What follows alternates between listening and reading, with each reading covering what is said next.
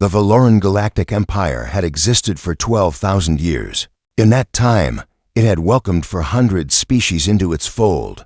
It had mapped 1,000,000 star systems. It had built wonders that lesser civilizations could not even imagine. And in all those millennia, the Empire had never once encountered something it could not explain. Until the humans arrived. The Grand Technology Exposition happened once every 50 years on Valoran Prime. Species from across the Empire brought their greatest innovations. Scientists competed for imperial recognition. Engineers displayed machines that pushed the boundaries of known physics. It was the most prestigious event in the galaxy, and every major species sent their finest minds. The invitation to humanity had been a diplomatic gesture and nothing more. Scouts had discovered their small civilization 3 years ago, tucked away in an unremarkable arm of the galaxy. They seemed pleasant enough. Their technology appeared adequate. The Empire saw no threat and no particular value in them. But protocol demanded that newly contacted species be welcomed properly. So the humans came as observers. They were expected to watch in awe and learn from their betters. Chief Imperial Scientist Varos Keth stood in the Grand Exhibition Hall. As the human delegation entered, he had seen thousands of species in his long career. Humans looked unremarkable. Soft skin, weak bodies, short lifespans. They walked with a strange confidence that Varos found slightly amusing. They had no idea how primitive they were compared to the assembled minds of the Empire. The human ship had caused some sensor malfunctions upon arrival. Varos had ordered the equipment checked and recalibrated. Clearly, the instruments needed maintenance. There was no other explanation. Chief Scientist, said his assistant, a young Valoran named Shira. The human ambassador requests permission to demonstrate some of their technology. Varos raised one eyebrow ridge. This was unusual. Observers did not demonstrate, but he saw no harm in indulging them. Perhaps it would be educational for the humans to see how their simple tools, compared to imperial achievements. Grant the request, he said. Assign them a small demonstration area. The word spread quickly. A new species wanted to show their technology. Curious scientists drifted toward the human section, expecting to see something quaint. Perhaps a new type of engine. Perhaps an improved communication system. Something they could appreciate and then politely forget. The human ambassador was a woman named Elena Chen. She was small by most species standards, with dark hair and calm eyes. She smiled at the gathering crowd as if she knew something they did not. "Thank you for this opportunity," she said. Her voice carried easily across the hall. "We brought a few small things we thought you might find interesting." She gestured to a device on the table. It was a simple metal cube, no larger than a fist, unremarkable in appearance. "This is a power generator," Ambassador Chen said. "It produces energy." Varos almost laughed. Every civilization had power generators. This was their great demonstration. "Please scan it," the ambassador continued. "Tell me what you find." Shira ran her instruments over the device. She frowned. She adjusted her equipment and scanned again. Her frown deepened. "Chief Scientist," she said quietly. "There is no input. Explain." "The device is producing energy. Significant energy. But I detect no fuel source. No reaction. No input of any kind. The energy is simply appearing." Varos took the scanner from her hands. He ran his own analysis. The readings were clear and impossible. The cube produced power from nothing. It violated the most basic law of thermodynamics. It could not exist. "Your equipment is malfunctioning," he said flatly. Ambassador Chen nodded as if she had expected this response. "Perhaps you would like to see our second demonstration." She produced two small devices that looked like ordinary communication units. She handed one to a human assistant, who walked to the far end of the hall. "We will now send a message to my colleague," the ambassador said. "Please time the transmission." Shira activated her timer. The ambassador spoke into her device. Across the hall, the assistant responded. Shira checked her readings and went pale. "There is no delay," she whispered. "Zero lag. Instantaneous transmission." "That is impossible," Varos said. "Light speed is the universal limit. Even our quantum-entangled relays have some delay. It is not impossible." Ambassador Chen said gently, "It is simply different from what you expected. The crowd had grown larger. Scientists from dozens of species pressed closer, their expressions shifting from amusement to confusion to something approaching fear. Varros felt his certainty beginning to crack. "One more demonstration," the ambassador said. "If you will permit it." She placed a small piece of metal on the table. It was an ordinary alloy, nothing special. She pressed a button on a control device. The metal existed in two places at once. Varros stared at the two identical pieces of metal, each occupying its own position on the table. They were not copies. His sensors confirmed they were the same object, simultaneously present in two locations. This was not quantum superposition. This was not a trick. This was macro-scale duplication of matter. The hall fell completely silent. "What have you done?" Varros asked. His voice was barely a whisper. "We have shared a small piece of what we have learned," Ambassador Chen said. "There's much more, if you are interested." The Imperial Science Council convened within the hour. Varros sat among the greatest minds of the Empire, all of them struggling to process what they had witnessed. The debate raged for hours. "It must be deception," said one scientist. "Elaborate tricks designed to impress primitive observers. Our instruments confirmed the readings." Another argued, "Unless the humans have somehow compromised every piece of equipment in the hall, then the readings are wrong. They must be wrong. What they showed us cannot exist." Varros listened in silence. He had spent his entire life studying the laws of the universe. He had believed those laws were absolute and unchanging. Now he was not so sure. The council reached its conclusion near midnight. They would demand that the humans reveal their deception. Clearly, the humans were using technology the Empire did not understand, presenting it as something more mysterious than it actually was. Once the trick was exposed, everything would return to normal. Varros was chosen to deliver the message. He found Ambassador Chen in her quarters, sitting peacefully with a cup of warm liquid. She did not seem surprised to see him. "The council demands that you explain your tricks," Varros said. "We know that what you showed us cannot be real. Physics does not allow it." The ambassador took a slow sip of her drink. "Chief Scientist, may I ask you something? When you were young, did you ever discover something that your teachers said was impossible?" Varros hesitated. "Once, I found an error in a supposedly perfect equation. My instructor told me I was mistaken." "And were you mistaken?" "No, the equation was incomplete. It took me 20 years to prove it." Ambassador Chen smiled. "You understand, then. You understand what it feels like to see something true that others insist cannot exist. That was different. That was mathematics. What you showed us today breaks fundamental laws. We thought so too, once." The ambassador set down her cup. "We spent centuries believing that the laws we discovered were absolute. Then we found the exceptions, and we realized something important. The universe has preferences, Chief Scientist, not laws. Most species find rules that work consistently, and they stop looking. They mistake patterns for absolutes." Varros felt a chill run through his body. "You are saying that everything we know is wrong." "Not wrong, incomplete. There is a difference." She leaned forward. "We would be happy to explain, Chief Scientist. But first, you would need to accept that the universe is much stranger than you have been taught. That is the hardest step, not the learning, the unlearning." Varros returned to his laboratory that night. He should have been preparing a report for the council. Instead, he pulled up the sensor data from the human demonstrations. He analyzed every reading. He searched for any sign of deception. He found none. The energy generator truly produced power from nothing that Imperial science could detect. The communication devices truly transmitted without any delay. The metal sample truly existed in two places simultaneously. The data was accurate. The readings were correct. The impossible was real. Varros sat alone in the darkness of his lab, staring at the numbers on his screen. He was 1,200 years old.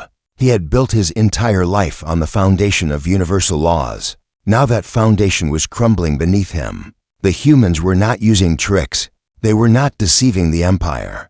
They were doing exactly what they claimed. They were using physics that should not exist. They had discovered something beyond the edges of known science. And if that was true, then everything the Empire believed about the universe was just a small piece of a much larger picture. Varros looked at the impossible data one more time. Then he made a decision that would change his life forever. He would find the humans. He would ask them to teach him. And he would face whatever truths waited on the other side of everything he thought he knew. Because the alternative, ignoring the evidence of his own eyes, was no longer possible. The impossible had arrived, and the galaxy would never be the same. Varros Keth waited until the station lights dimmed to their night cycle before making his move.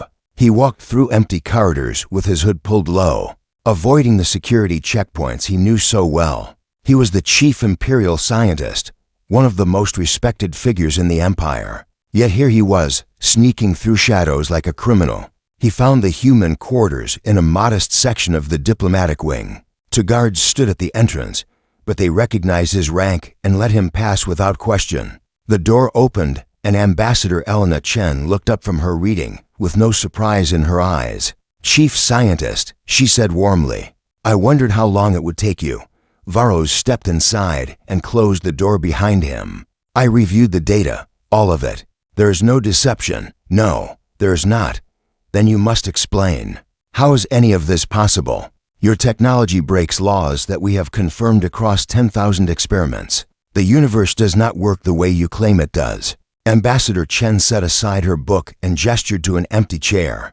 "Please, sit. This will take some time to explain, and you look like you have not slept." Varros sat. He had not slept.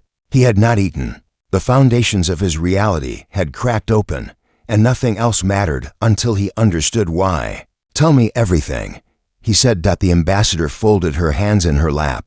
Her expression was patient and kind, like a teacher preparing to guide a student through difficult material.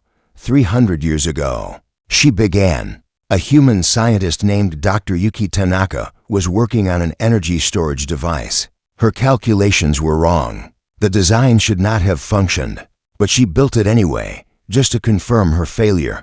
And it worked, Varros said. It worked perfectly. It stored far more energy than thermodynamics allowed. Everyone assumed there was an error in the measurements. They tested it 1,000 times. The results never changed. Varros leaned forward. "Then how did you explain it?" "We did not explain it. That is the key. Most scientists would have searched for the hidden variable, the missing factor that made the impossible possible within existing frameworks."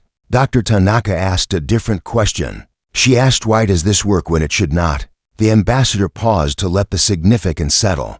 Varros understood immediately. The question itself was revolutionary. It assumed that the rules were incomplete rather than assuming the observation was wrong. She spent 30 years investigating. Ambassador Chen continued. She found other anomalies, devices that worked despite being theoretically impossible, reactions that produced more than they consumed, materials that behaved in ways physics could not predict. All of them had been dismissed as measurement errors or what-time flukes. She collected them like puzzle pieces. What did she find when she assembled the puzzle? She found that the universe is not a machine following rigid laws. It is more like a living thing with habits. The laws we discover are simply the patterns the universe prefers to follow. But under certain conditions, it can be persuaded to make exceptions.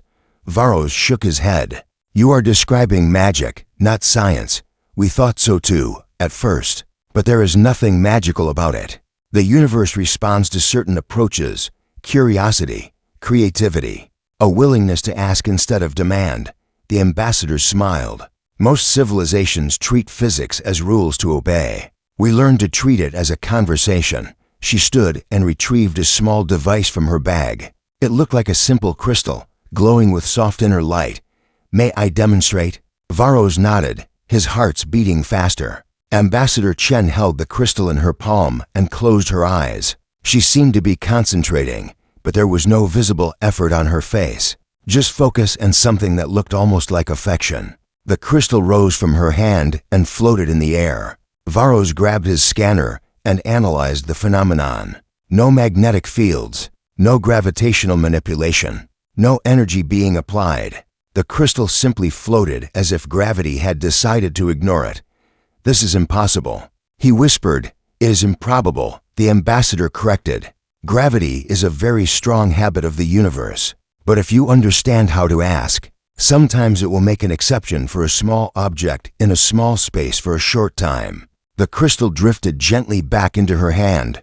Varos stared at the device, then at the ambassador, then at the device again. His mind raced through centuries of scientific training, searching for any explanation that fit within the frameworks he knew. He found nothing. "How do you ask?" he finally said. "What is the mechanism?" That is the part that takes years to learn. It is not a formula or a technique. It is a way of thinking, a relationship with reality itself. She placed the crystal on the table between them. "The universe is aware, chief scientist, not conscious in the way you and I are conscious, but aware, responsive, and it has been waiting for a very long time for someone to notice." Back in the Imperial Palace, Emperor Velar XVII received reports from his military commanders. The human demonstrations had caused panic among the Science Council, but the military saw things more simply. If human technology was real, if they truly possessed capabilities beyond imperial understanding, then humans represented an existential threat. Admiral Korath presented the threat assessment. "Majesty, if the humans can generate unlimited energy, if they can communicate instantly across any distance, if they can duplicate matter at will, then they could destroy us without effort. We must act before they realize the advantage they hold." Emperor Velar was old and cautious. "They have shown no hostile intent. They have shown power beyond comprehension. That is hostile intent enough. Any reasonable species would use such power for conquest. The fact that they have not yet attacked means only that they are waiting for the right moment. Or perhaps they are simply not interested in conquest." Admiral Korath shook his head firmly. "Majesty, in 12,000 years of galactic history, every species with superior technology has used it to dominate others. There are no exceptions. The humans will do the same. It is only a matter of time." The emperor dismissed his advisors and sat alone in his throne room. He was 900 years old. He had ruled for 3 centuries. He had seen empires rise and fall, alliances form and shatter, technologies revolutionize and become obsolete. He trusted his experience more than his fears, but he also trusted the patterns of history. And Admiral Korath was right. No species had ever possessed overwhelming power without eventually using it. Still, something about the humans troubled him. They had revealed their capabilities openly. They had invited scrutiny. They had answered questions honestly. These were not the actions of a species planning conquest. These were the actions of someone who had nothing to hide. A servant approached with a sealed container. "Majesty, a gift from the human ambassador. She asked that you open it in private." Emperor Velar dismissed the servant and opened the container alone. Inside was a small device, elegant in its simplicity. A note accompanied it. "Your Majesty, I understand you have a daughter who has been ill for many years. The finest doctors in the Empire have been unable to help her. This device can heal any illness, any injury. We offer it freely, asking nothing in return. If you choose to use it, please know that we wish only peace between our peoples. We have no interest in empire. We only want neighbors who can share the journey with us." Velar stared at the device for a long time. His daughter, Kyra, had suffered from a degenerative condition since childhood. No treatment had worked. Doctors had given her less than a year to live. If this device was real, if it could truly do what the ambassador claimed, then it was worth more than entire star systems. But why would the humans give it away? What did they want? The emperor made his decision near dawn. He summoned his daughter to his private chambers. Kyra was pale and thin, barely able to walk. She looked at her father with tired eyes that had long since abandoned hope. "Father, what is happening?" Velar held up the human device. "I do not know if this will work, but I have to try." He activated the device according to the instructions the ambassador had included. A soft light enveloped his daughter. For a moment, nothing happened. Then Kyra gasped. Color flooded back into her face. She straightened her spine. She looked down at her hands as if seeing them for the first time. "Father," she whispered, "the pain is gone. It is all gone." Velar held his daughter as she wept with joy. He felt tears on his own face, something that had not happened in centuries. The impossible had just saved his child's life, and now he had to decide what to do about the humans who had made it possible. The next morning, Varos Keth received a summons to the palace. The emperor wanted to see him immediately. Vuller sat alone in his private study, looking older than Varos had ever seen him. The device that had healed his daughter sat on the table between them. "Tell me about the humans," the Emperor said. "Tell me everything you have learned." Varos shared his conversation with Ambassador Chen. The alternate physics, the universe as a living thing with habits instead of laws. The possibility that everything the Empire knew was just a fragment of a much larger truth. When he finished, the Emperor was silent for a long time. "My military wants to destroy them," Vuller finally said. "They believe the humans are a threat beyond anything we have ever faced. They may be right. Majesty, I do not believe the humans intend us harm, neither do I. But that does not mean we are safe." The Emperor picked up the healing device and turned it over in his hands. They could have kept this technology secret. They could have used it as leverage. Instead, they gave it to me freely, asking nothing in return. Perhaps they truly want peace. Perhaps. Or perhaps they want something we cannot yet understand. The Emperor set down the device and met Varos's eyes directly. "Can we learn to do what they do? Can we master this impossible physics?" Varos thought carefully before answering. The ambassador said it requires unlearning everything we think we know. It requires approaching the universe with curiosity instead of certainty. I do not know if our scientists are capable of such a fundamental shift in thinking. Are you capable of it?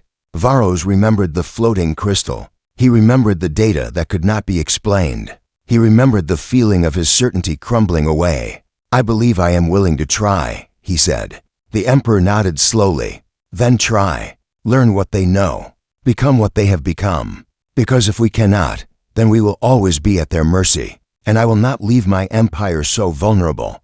Varos bowed and left the palace. He walked directly to the human quarters and requested another audience with Ambassador Chen. When she opened her door, she was smiling. "You spoke with the Emperor," she said. "He wants to understand.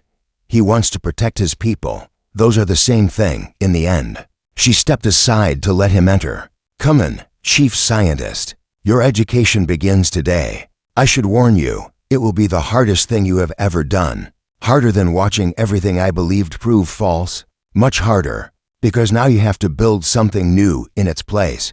Varos entered the room, leaving his old certainties at the door. He did not know what waited ahead. He only knew that turning back was no longer possible. The impossible had become real. Now he had to learn to live in a universe where that was true. Admiral Korath moved without the Emperor's permission. He believed he was saving the Empire. History, he told himself, would prove him right. The strike force launched at midnight. 300 of the finest warships in the Imperial fleet. They approached the human delegation's vessel in perfect formation. Weapons charged and targeting systems locked. The plan was simple. Disable the ship. Capture the humans. Extract their technological secrets by whatever means necessary. The human vessel hung in orbit around Valoran Prime, a modest craft that looked almost primitive compared to Imperial warships. It showed no defensive systems, no weapons arrays, no shields. Admiral Korath allowed himself a moment of contempt. Perhaps the humans were not as advanced as they appeared. Perhaps their tricks only worked in controlled demonstrations. "All ships, fire on my command," Korath ordered. "Disable their engines first. We want them alive." The fleet fired as one. 300 beams of concentrated energy streaked toward the human vessel. At this range, with this firepower, nothing could survive. The beams passed through empty space. The human ship was simply not there anymore. Sensors showed it had been in that exact position a fraction of a second ago. Now it existed somewhere else, slightly out of phase with normal reality. The weapons struck nothing. "Find them," Korath shouted. "Scan every frequency." "Admiral, we are detecting the vessel. It appears to be everywhere. Our sensors show it occupying multiple positions simultaneously." Korath stared at his tactical display. The human ship flickered across dozens of locations, existing in all of them and none of them at once. It was impossible to target, impossible to track, impossible to fight. Then the human ship did something unexpected. It broadcast a message on all Imperial frequencies, reaching every vessel in the fleet and every receiver on Valoran Prime. "We understand your fear. said the calm voice of Ambassador Elena Chen.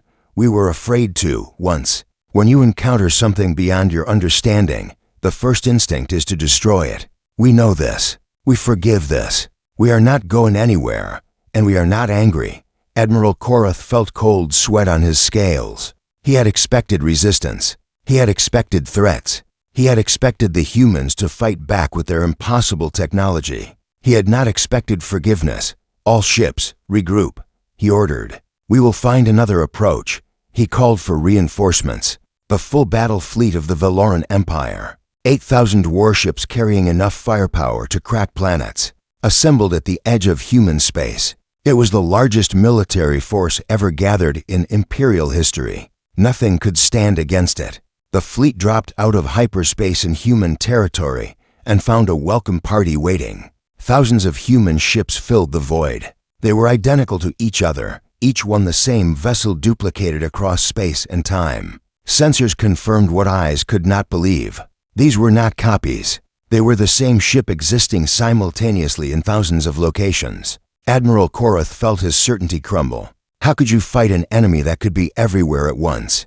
How could you threaten someone who had already proven themselves beyond the reach of your weapons? Then his communication officer spoke in a trembling voice. "Admiral, we are receiving a transmission. The human commander requests your presence aboard her vessel. She invites you for tea." Every instinct told Korath to refuse. This was clearly a trap. The humans were toying with them, demonstrating their superiority before the final blow. But what choice did he have? His fleet was useless against an enemy that existed outside the rules of warfare. His only option was to learn what the humans actually wanted.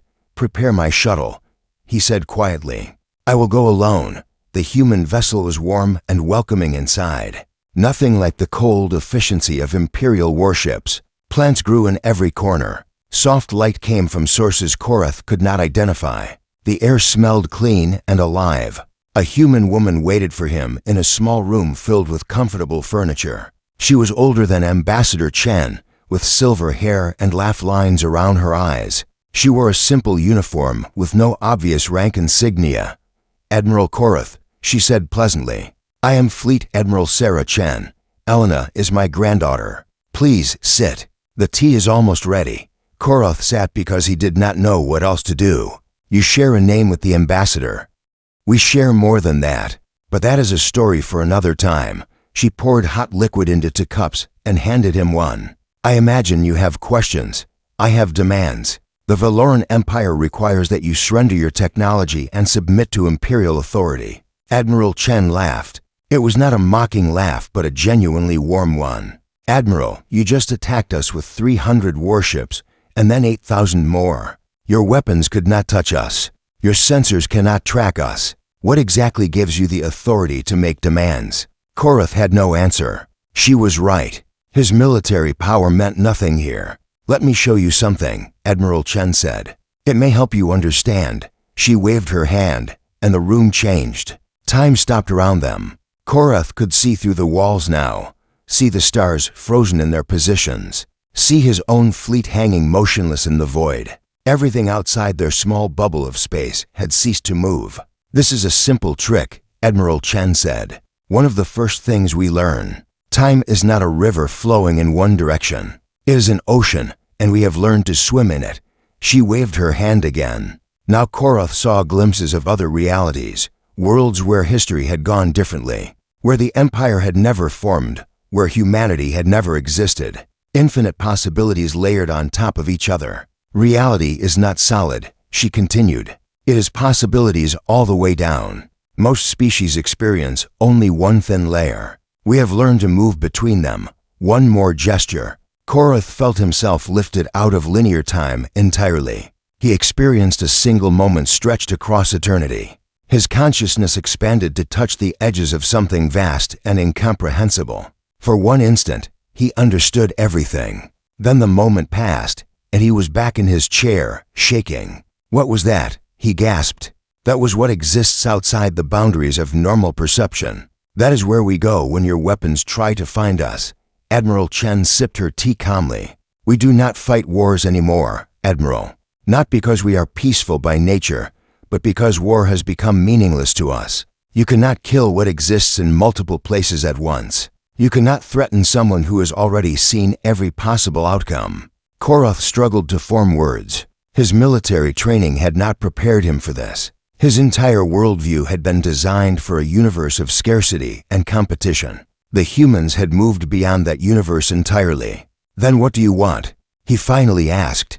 If you do not want conquest, if you do not want submission, what is the purpose of revealing yourselves to us? Admiral Chen set down her cup and looked at him with something like compassion. We want company, Admiral. We have gone so far ahead that we have no one to share discoveries with, no one to celebrate with when we find something new, no one to argue with about what it all means. You want friends. We want equals. We want other species who have learned to swim in the ocean of reality, instead of just floating on the surface. We want neighbors who can understand why we laugh when we see something beautiful and impossible. Korra thought about the Empire. 12,000 years of history. 400 species united under Valoran rule. All of it built on the assumption that power came from technology, and technology came from understanding the rules of the universe. The humans had not just found better rules. They had discovered that the rules themselves were optional. If I return to my fleet and report this, Koroth said slowly, the Empire will fall into chaos. Everything we have built depends on the belief that physics is absolute, that power can be measured and controlled, that the strong rule the weak. Yes, Admiral Chen agreed. Everything will change. That is the price of truth. But consider the alternative. Consider living forever in comfortable ignorance while reality itself waits for you to wake up. She stood and walked to a window that looked out on the frozen stars. Your Emperor's daughter was dying. Our ambassador sent a device that healed her completely. Did she ask for payment? Did she demand submission? No, she offered a gift freely, because that is what neighbors do. The Emperor does not know what to make of it. He is wise to be cautious. Trust must be earned. But understand this, Admiral. We could have hidden. We could have watched your empire rise and fall without ever revealing ourselves. Instead, we chose to introduce ourselves. We chose to share what we have learned. We chose to open the door. She turned to face him. The only question now is whether you choose to walk through it. Koroth returned to his fleet a changed being. His officers waited for orders. His weapons system stood ready. 8,000 ships awaited his command. Stand down, he said quietly. All ships, stand down. Admiral, we are returning to Valoran Prime. There will be no attack. There will be no war. He looked at his tactical display, at the thousands of identical human ships that flickered in and out of existence. War is no longer possible. We have encountered something beyond our understanding, and we must learn to live with it. His report to the Emperor was brief. Majesty, we cannot fight them, not because we would lose, but because the very concept of conflict does not apply to what they have become. They exist outside the boundaries of warfare. They have moved beyond competition entirely. Emperor Veller listened in silence. His daughter Kyra stood beside him now, healthy and strong, living proof of human capabilities. What do you recommend, Admiral? I recommend that we stop asking how to defeat them. I recommend that we start asking how to become like them. The Emperor turned to Varos Keth, who had been listening from the corner of the room. Chief Scientist, can we learn what they know? Can we master their impossible physics? Varos thought about his lessons with Ambassador Chen. He thought about the crystal that floated without gravity. He thought about the universe as a living thing with habits instead of laws. I believe that is exactly what they are hoping we will ask, he said. The Emperor nodded slowly. Something shifted in his ancient eyes. Fear gave way to curiosity. Suspicion gave way to wonder. Then we will ask, he said. We will learn. And we will see what lies beyond the edges of everything we thought we knew. Outside the palace windows, the stars burned in their ancient patterns. But now those patterns seemed less fixed, less absolute. Reality itself had become negotiable. And somewhere in the void, the humans waited patiently for the Empire to take its first steps toward the impossible. The delegation of Imperial scientists traveled to Earth expecting to find a world of gleaming towers and advanced machinery. Instead, they found forests and oceans and cities that seemed almost primitive by galactic standards. Birds sang in trees that had grown for centuries. Rivers ran clean and wild through valleys untouched by industry. Shira, the young scientist who had first scanned the human power generator, stepped off the transport ship and breathed air that tasted like life itself. "This cannot be right," she said. "Where are their factories?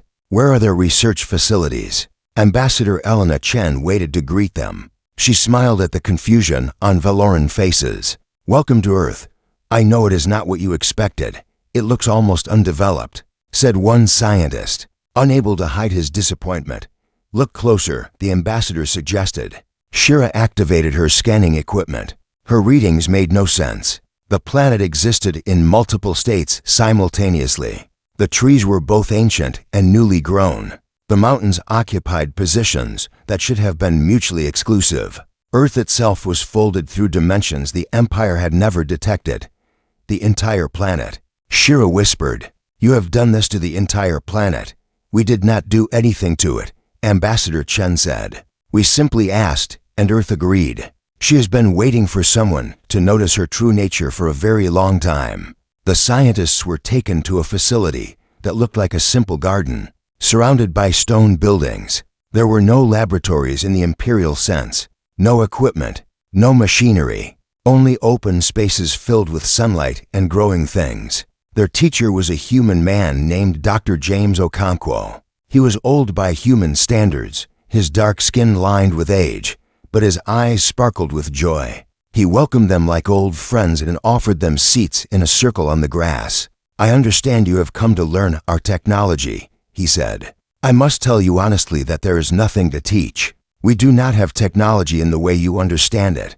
But your devices," protested one scientist, "your energy generators, your instant communication, your matter duplication, these are clearly technological achievements. They are relationships." Dr. Okonkwo corrected gently. "When you build a machine, you force the universe to behave in a certain way. You impose your will on reality. Our approach is different. We form partnerships with reality itself. We ask permission. We express gratitude. And sometimes, the universe does things for us that it would never do for someone who only knows how to demand." The scientists struggled with this concept. They had spent their careers mastering the manipulation of physical forces. The idea of asking instead of commanding seemed like superstition. "Let us begin with an exercise," Dr. Okonkwo said. "I want each of you to sit quietly and feel the ground beneath you. Not analyze it, not scan it, simply feel it." Most of the scientists failed immediately. Their minds kept reaching for measurements and data. They could not simply experience without quantifying. But Shira closed her eyes and tried. She felt the grass against her scales. She felt the warmth of the sun on her face. She felt the slight vibration of the planet itself, the hum of a world alive beneath her. And then she felt something else, a presence, an awareness, something vast and patient that had been watching her since she arrived. She opened her eyes with a gasp. Dr. Okonkwo was looking at her with approval. "You felt it," he said.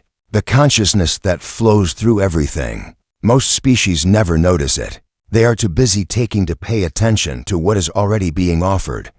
"What is it?" Shira asked. "We call it the universe. Some call it God. Some call it nature. The name does not matter. What matters is that it is aware, and it responds to awareness. When you truly see reality, reality begins to see you back." The lessons continued for weeks.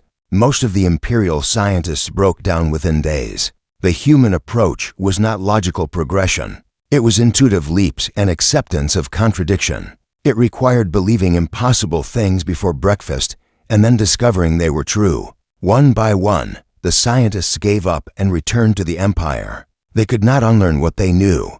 They could not release their certainty enough to embrace uncertainty. Shira stayed. She meditated in the gardens. She walked through forests and listened to what the trees were saying. She sat by the ocean and felt the rhythm of tides that moved according to patterns, more complex than any equation. On the 47th day, she understood.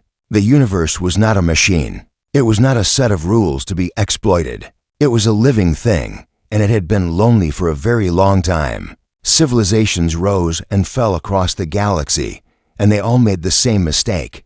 They treated reality as a resource to be consumed instead of a friend to be known. Humans had discovered friendship with the universe. That was their secret. That was their impossible technology. Shira tried to create something on the 51st day. She did not build a device. She did not manipulate forces. She simply asked. She asked for light that would illuminate truth instead of objects. The universe answered. A soft glow appeared in her hands. It was not bright, but when she held it up, she saw things differently. She saw the connections between all things. She saw the patterns of cause and effect stretching back to the beginning of time. She saw the potential futures branching forward into infinity. She wept at what she saw, not from sadness, but from the overwhelming beauty of a reality she had never truly perceived before. Dr. Okonkwo found her in the garden, cradling her creation like a newborn child. "You did it," he said softly. "You asked, and the universe answered. How do I share this?" She asked. "How do I bring this understanding back to my people?" That is the hard part. You cannot teach what you have learned. You can only demonstrate it. You can only live it so fully that others become curious enough to try for themselves. Back in the Empire, word had spread of the failed military strike. The Great Valoran Fleet, the mightiest force in galactic history, had been rendered helpless by a species that refused to fight. The news shattered certainties that had stood for millennia. Species began questioning Valoran authority. If humans were this advanced and chose peace, what did that say about Valoran conquests? If power could be wielded without domination, what was the purpose of empire? The consortium of minor worlds sent secret messages to the humans asking for contact. The Traders Guild began redirecting shipping routes toward human space. Religious movements sprang up across the galaxy, proclaiming that humanity had achieved enlightenment and should be followed. Emperor Velar watched his empire fragmenting, not through rebellion, but through a more dangerous force, hope. His subjects had always accepted Valoran rule because they believed it was the only path to security and advancement. Now they saw another option, a civilization that had moved beyond the need for hierarchy, a species that shared its gifts freely instead of hoarding them for power. Admiral Korath, transformed by his experience on the human vessel, counseled patience. "Majesty, we cannot stop this by force. The old methods no longer apply. We must adapt or become irrelevant. What do you suggest?" "I suggest we lead the change instead of resisting it. Send more scientists to Earth, not to steal technology, but to genuinely learn.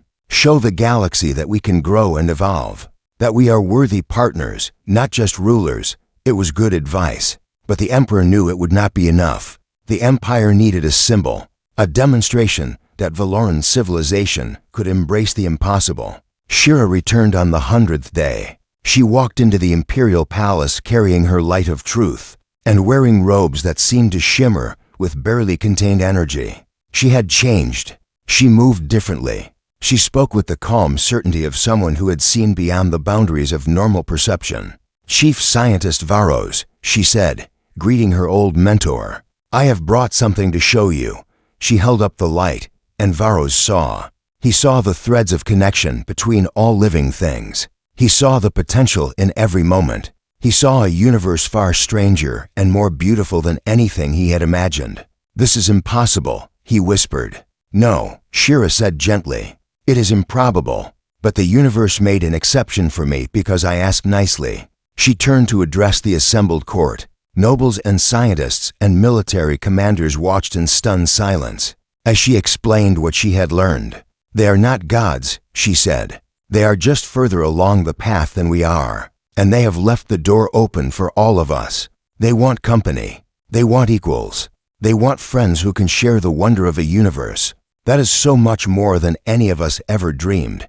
She held up her creation one more time. "I made this. A Valoran made this. If I can learn their ways, so can you. So can anyone willing to let go of what they think they know and embrace what actually is." The light spread through the throne room, touching every mind present. For one moment, they all saw what Shira saw.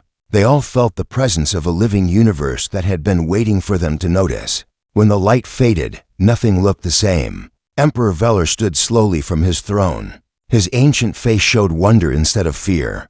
"We have been blind," he said softly. "For 12,000 years, we have been blind. And now we begin to see." He looked at Shira with new respect. "What do we do next?" "We learn," she said. "We grow. We become something new. And when we are ready, we ask the humans what else is possible." The transformation of the Valoran Empire had begun, not through conquest or treaty, but through the simple power of showing people that the universe was kinder and stranger than they had ever imagined. And far away, on a small blue planet orbiting an unremarkable star, humanity smiled and prepared for the next chapter. They had been alone in their understanding for so long. Finally, at last, they were going to have company. 5 years passed, and the galaxy transformed beyond recognition. The Valoran Empire no longer existed. In its place stood the Valoran Cooperative, a learning community where species shared discoveries instead of competing for dominance. The old hierarchy had dissolved not through revolution, but through irrelevance. When anyone could learn to ask the universe for miracles, power based on hoarding technology became meaningless.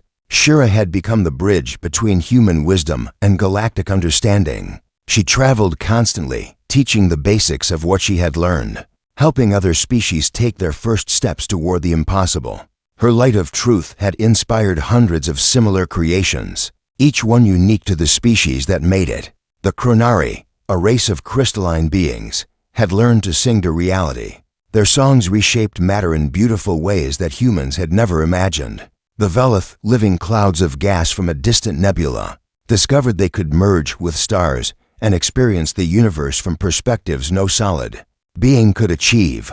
The Minari, tiny creatures no larger than insects, found that their collective consciousness could bend probability in ways that made human technology seem crude by comparison. Each species brought something new to the table. Each discovery enriched the whole. Ambassador Elena Chen, now elderly but still vibrant, watched the transformation with quiet satisfaction.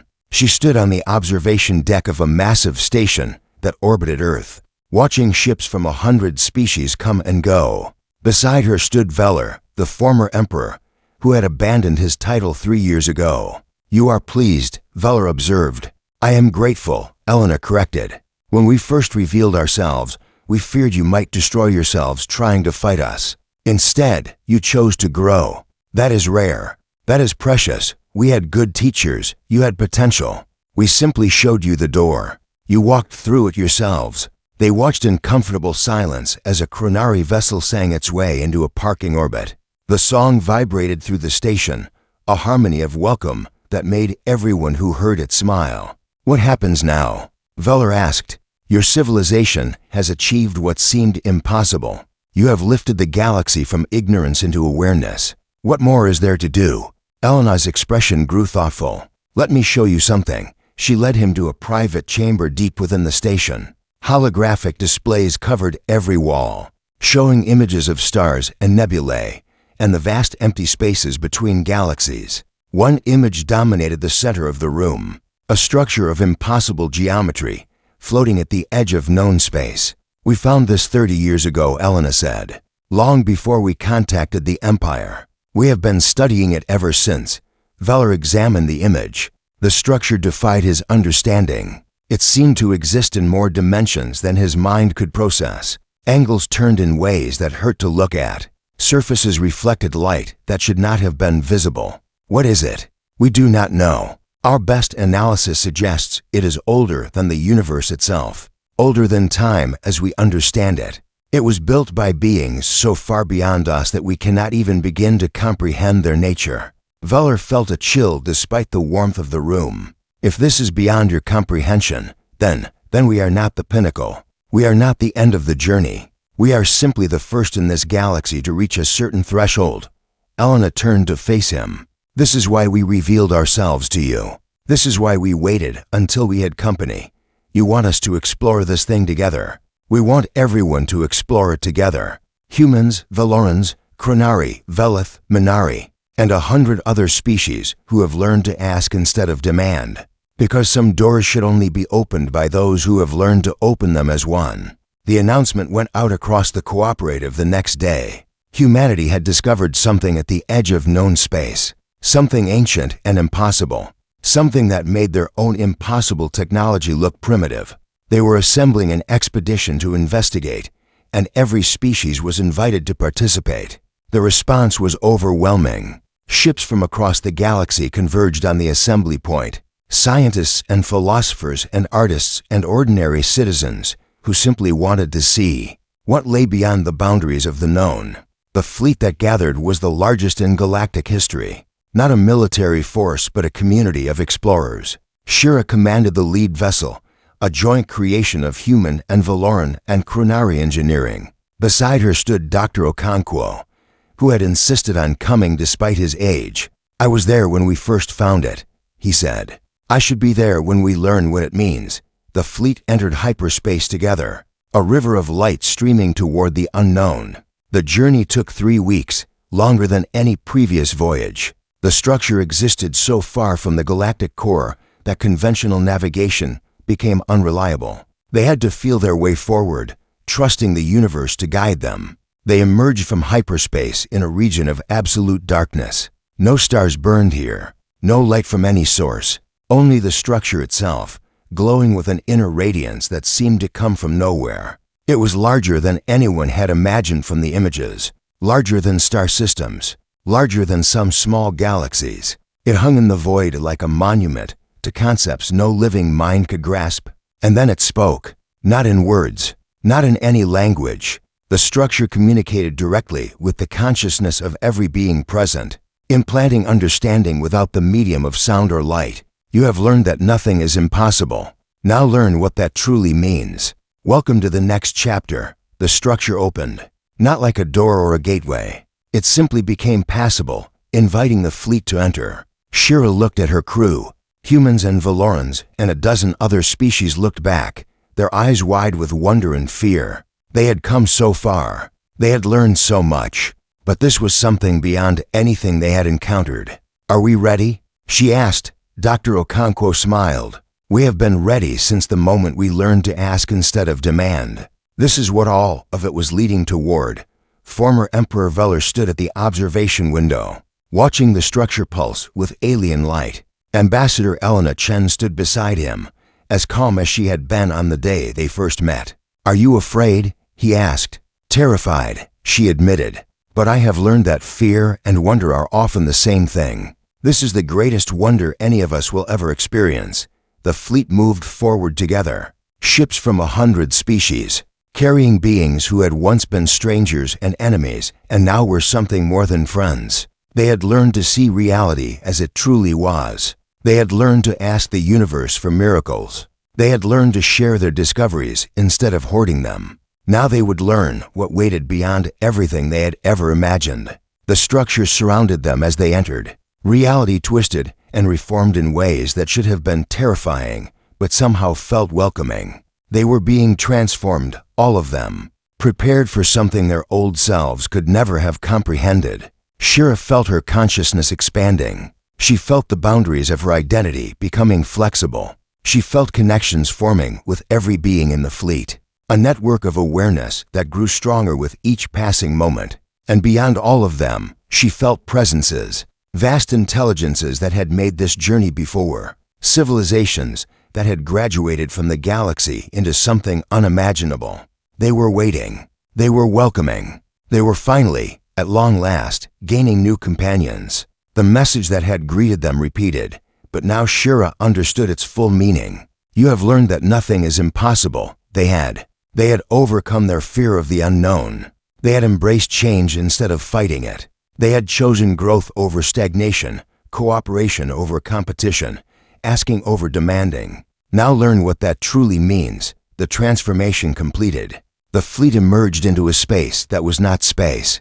A reality that made their former universe seem like a single note in an infinite symphony. Before them stretched possibilities beyond counting, civilizations beyond imagining, wonders beyond description, and they were no longer alone. Elena Chen reached out and took Veller's hand. The human and the Valoran, once strangers from opposite sides of the galaxy, now joined in experiencing something neither species could have faced alone. "This is why we came to you," Elena said softly. "Not because we needed allies for this journey, but because some doors should only be opened by those who have learned to open them together. The structure spoke one final time, welcoming them to an existence beyond anything they had ever conceived. The universe has been waiting for you, all of you, for a very long time. Welcome home. And in that moment, surrounded by wonders that made their former impossible technologies seem like children's toys, the travelers from a small spiral galaxy finally understood. The journey was not ending. It was only beginning, and they would walk it together, forever, into an eternity of beautiful impossibilities.